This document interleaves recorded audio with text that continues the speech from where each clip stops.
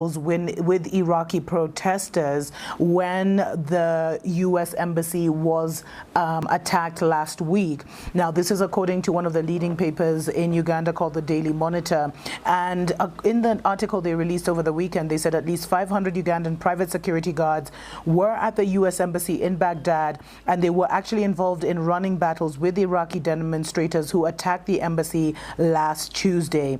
Now, there was a video that was released. I don't know if you'll be able to see it here. We're still looking for it by the time we go to press, but by this breaking news, which is a U.S. newswire on Twitter. And the video basically showed Ugandan armed guards dressed in ballistic vests and, helmets standing at the entrance of the U.S. embassy as demonstrators smashed the outer wall. And in the video, the journalist actually wrongly identified, the men we saw as American Marines. But according to former soldiers and a former soldier and American journalist, Alex Pletasas, who served in Iraq twice, he said, these are not U.S. Marine Embassy guards. These are armed security guards who are contracted by the State Department, who have staffed the embassy for the last 10 years or more, 10 plus years. Most of them are Ugandan nationals, and Kenyans were also in that crazy mix. Although us, we sell our souls more to the divided kingdom than the divided states. But this is really sad. So, and the Ugandan guards, apparently they are the first line of defense at the enemy. That wasn't even a slip of the tongue, at the embassy, because, they man the towers, they man all the entry points, and they actually check all the visitors, and they also guard an airstrip inside the embassy premises. Now, this is crazy. Guns for hire. This is how we're going to get in. This is how Africa is going to get pulled into literally this World War III that they're creating, this organized chaos. I hope you watched my show that I released a little earlier on or yesterday. This is crazy.